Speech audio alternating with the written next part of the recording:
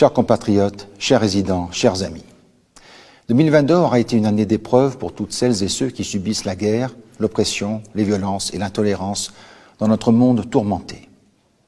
Aussi, la princesse et moi-même souhaitons leur exprimer ici tout notre soutien, notre compassion et notre affection. Toutes nos pensées vont aussi à ceux qui ont souffert dans leur entourage ou dans leur chair de ces maladies qui nous rappellent la fragilité de l'existence, mais aussi parfois notre capacité de résilience face à ce qui nous blesse.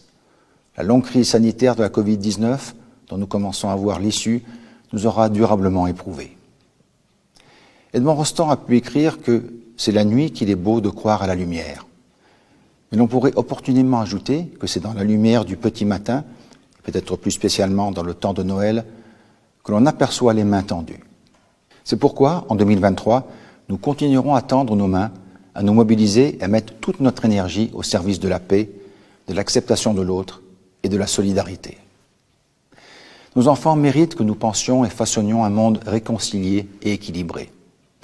Un monde respectueux de la nature aussi. Soyez donc assurés de mon engagement au service de la préservation de notre planète, en particulier de sa biodiversité, tant marine que terrestre. Nous pouvons d'ailleurs être satisfaits du nouvel accord trouvé il y a quelques jours à Montréal lors de la COP15 sur la diversité biologique. Ma conviction profonde est que chacun de nous peut agir à sa mesure. Nous sommes tous concernés. Nous sommes tous capables. Nous détenons une part de cette puissance collective qui permet seule de changer le monde pour le meilleur. L'année 2023 sera une année d'élections dans notre pays, élections nationales et communales.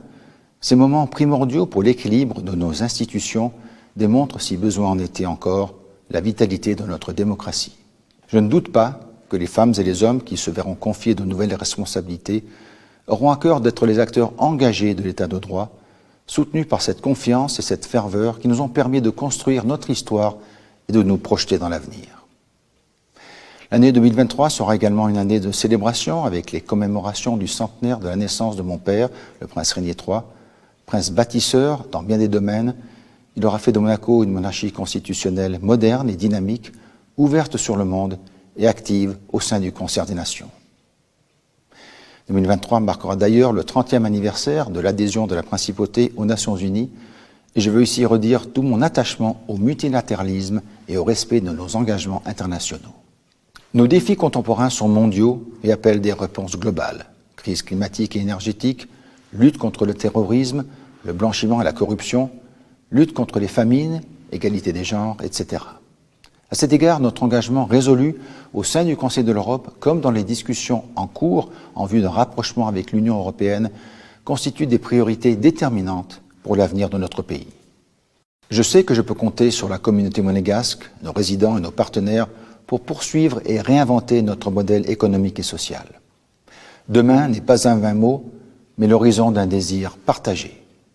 Ma famille se joint à moi pour vous présenter nos vœux les plus chaleureux pour l'année 2023. Bonne nouvelle année, Happy New Year, bon anno novo.